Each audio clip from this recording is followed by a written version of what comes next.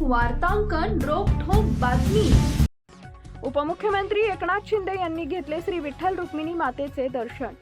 राज्याचे उपमुख्यमंत्री एकनाथ शिंदे यांनी आज श्री विठ्ठल रुक्मिणी मातेचे दर्शन घेतले। यावेळी मंदिर समितीच्या वतीने मंदिर समितीचे सह अध्यक्ष गहिनीनाथ महाराज औसेकर यांच्याकडून उपमुख्यमंत्री श्री शिंदे यांचा शाल व श्री विठ्ठल रुक्मिणी मातेची मूर्ती देऊन सत्कार करण्यात आला।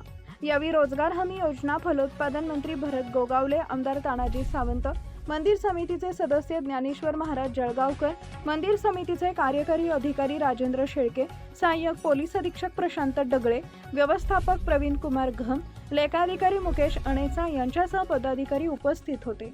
महाराष्ट्रातील महत्त्वाच्या आणि ताज्या बातम्या पाहण्यासाठी आमच्या जय हो न्यूज चॅनलला सबस्क्राइब करा आणि बेल आयकॉन प्रेस करा।